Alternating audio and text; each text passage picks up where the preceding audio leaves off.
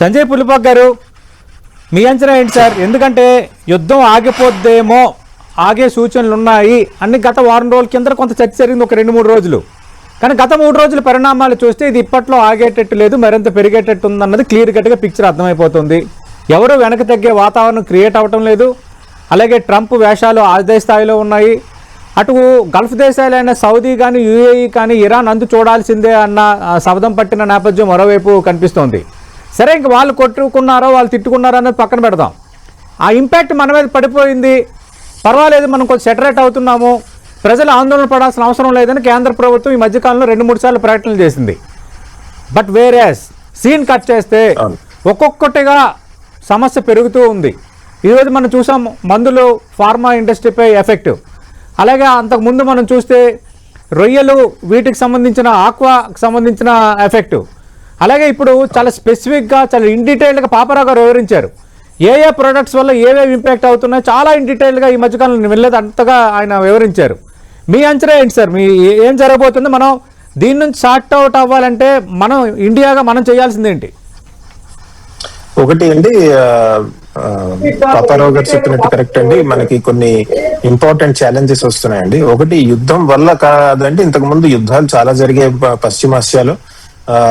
వాటి వల్ల Strides of Hormuz జలసంధి మూసుకోవడం జరగలేదు, దాన్ని మూసేయటం జరగలేదండి. సో దానివల్ల అక్కడ యుద్ధాల వల్ల ప్రభావం మన మీద అంతగా పడలేదు, కొద్దిగా పడేది, కొద్దిగా రెమిటెన్సెస్ అది తగ్గేదండి. ఇప్పుడు అలా లేదండి, ఇప్పుడు కొద్దిగా తీవ్రంగానే ఉండేట్టుంది అని అంటున్నారు చాలా మంది. మనం చూస్తున్నాం కూడా మన డైలీ లైఫ్స్ లో ఏం జరుగుతోంది అని.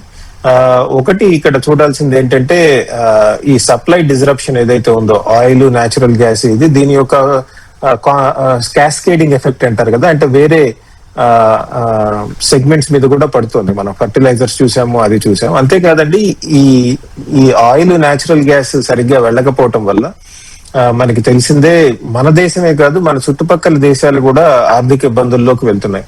సరే, మన చుట్టుపక్కల దేశాలు తీసుకుంటే బంగ్లాదేశ్, నేపాల్, శ్రీలంక, ఇవి మన నుంచి ఆయిల్, న్యాచురల్ గ్యాస్, డీజిల్ మీద ఆధారపడి ఉంటాయి. మాల్దీవ్స్ కూడా. కాకపోతే సౌత్ ఈస్ట్ ఏషియన్ నేషన్స్ తీసుకోండి, అవి కూడా పెద్ద ఎత్తున, ముఖ్యంగా థాయిలాండ్, ఇండోనేషియా, దాదాపు 90% వాళ్ళకి వచ్చి ఆయిల్ ఏదైతే ఉందో, పెట్రోల్ ఏదైతే ఉందో, అది స్ట్రైట్స్ ఆఫ్ హార్మోజ్ నుంచి వస్తుంది. అలానే జపాన్ తీసుకోండి, 50%, 45-50%. సౌత్ కొరియా కూడా అలానే ఉంది, 40-50%. ఎప్పుడైతే ఈ దేశాల్లో ఈ ఇంధన కొరత వల్ల వాళ్ళు కూడా ఇబ్బందులు అనుభవిస్తారో, వాళ్ళ ఎకానమీ కూడా దెబ్బతింటుంది కదా. అప్పుడు వాళ్ళ ఎకానమీ దెబ్బతింటే మన దేశం నుంచి ఎక్స్పోర్ట్స్ వెళ్లే ఛాన్సెస్ తక్కువ అవుతాయండి. ఎందుకంటే అవి ఆర్థికంగా ఇబ్బందులు ఉన్నాయి కాబట్టి మన దగ్గర నుంచి కొనుక్కోవటం తక్కువ అవుతుంది. సో మన ఎక్స్పోర్ట్స్ కొద్దిగా దెబ్బతినే అవకాశం ఉంది. సో అదొకటి వస్తుందండి. రెండు, మనం చూసాం, మనకి బడ్జెట్ డెఫిసిట్ ఎక్కువయ్యే అవకాశాలు ఉన్నాయండి. ఎందుకంటే మనం చూసాం, పెట్రోల్ ధరలు పెరుగుతున్నాయని గవర్నమెంట్ ఎక్సైజ్ డ్యూటీ తీసేసింది కదా. ఎప్పుడైతే ఎక్సైజ్ డ్యూటీ తీసేసి లేదా బాగా తగ్గించడం జరిగింది, దానివల్ల ద్రవ్య లోటు అంటాం కదండి, అది ఎక్కువైపోతుంది, బడ్జెట్ డెఫిసిట్ ఎక్కువ అవుతుంది. సో దానివల్ల కూడా మిగతా తర్వాత వచ్చే సంవత్సరాల్లో ఏమన్నా ఇన్ఫ్రాస్ట్రక్చర్ స్పెండింగ్ వాటి మీద దెబ్బ పడుతుందా అన్న ఆలోచన కూడా ఉందండి. అంతేకాదు, ధరలు పెరగటం వల్ల లాజిస్టిక్స్ కాస్ట్స్, అంటే ఇప్పుడు మనం చూస్తున్న విమానాలు ఖరీదు పెరిగిపోతాయి, రైల్వే ఫ్లైట్ ఖరీదు పెరగచ్చు, డీజిల్ బేస్డ్ ట్రాన్స్పోర్ట్ ఉన్నవన్నీ పెరిగిపోతాయి. ఇలాంటివి కూడా మనం చూడటం జరుగుతుందండి. ఇంకొకటి, ఇప్పటికి ఇంకా స్టార్ట్ అవ్వలేదు, మనకి మిడిల్ ఈస్ట్ నుంచి, గల్ఫ్ నుంచి, అక్కడి నుంచి పెద్ద ఎత్తున రెమిటెన్సెస్ వస్తాయండి. ఈ రెమిటెన్సెస్ అన్నిటి కూడా మనకి ఫారిన్ ఎక్స్చేంజ్ రిజర్వ్స్ కి, వాటికి ఉపయోగపడుతుంది. అవి తగ్గే అవకాశాలు ఉన్నాయని చెప్తున్నారు. ఎప్పుడే కేవలం ఈ రెమిటెన్సెస్ అన్నవి ఒకటి పలు విధాలుగా ఉంటాయండి. ఒకటి, కొన్ని ఫ్యామిలీ కన్జంప్షన్, అంటే ఇక్కడ ఉన్న ఫ్యామిలీ మెంబర్స్ వాళ్ళ కన్జంప్షన్ కోసం వాడుకునే ఉంటాయండి. ఒక్కొక్కసారి రెమిటెన్సెస్ వచ్చి అవి మన రియల్ ఎస్టేట్ సెక్టర్ లో ఇక్కడ ఇన్వెస్ట్ చేయడం అది జరుగుతుందండి. సో ఇలా పలు విధాలైనటువంటి ఇంపాక్ట్స్ మన ఎకానమీ మీద ఉండే అవకాశం ఉంది.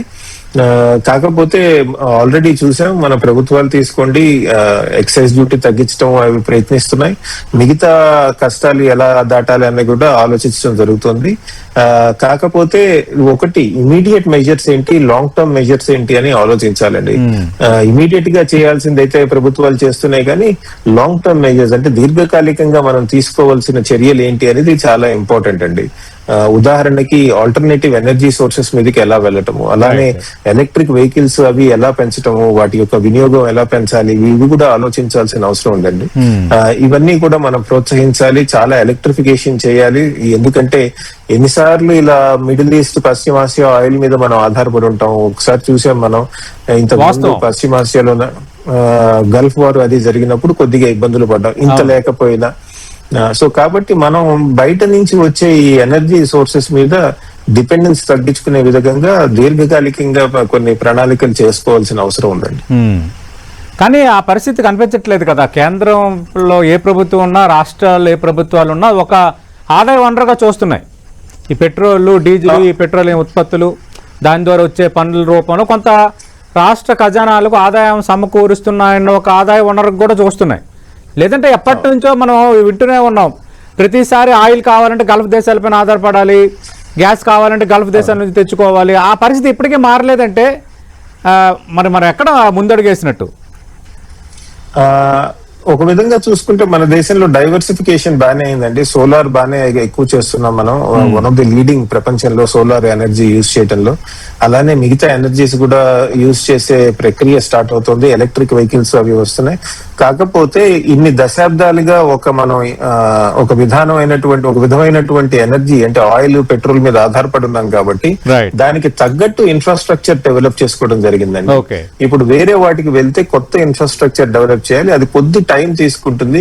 మిగతా అభివృద్ధి చెందిన దేశాలతో పోలిస్తే మనం మంచి పొజిషన్ లోనే ఉన్నాం. కాకపోతే చైనా లాంటి పొజిషన్ అవి తీసుకుంటే మనం ఇంకా క్యాచప్ చేయాల్సింది చాలా ఉందండి. ఇప్పుడే నిన్న మొన్న కూడా నేను చదువుతున్నాను, చైనా పెద్ద ఎత్తున అసలు మనం మిడిల్ ఈస్ట్ ఆయిల్ ని 10 years 15 years లో మిడిల్ ఈస్ట్ ఆయిల్ మీద మనం డిపెండ్ కాకుండా మన ఆర్థిక వ్యవస్థను ఎలా నడపాలి అని దీర్ఘకాలికమైనటువంటి ప్రణాళిక చేస్తుంది. అలాంటి ప్రణాళిక మన రాష్ట్ర ప్రభుత్వాలు కానీ కేంద్ర ప్రభుత్వం కానీ ఆలోచించి మనం చేయగలమా? మన అసలు మిడిల్ ఈస్ట్ ఆయిల్ మీద పూర్తిగా డిపెండెన్స్ కొంత తప్పదు అనుకోండి, కొంత ఉంటుంది.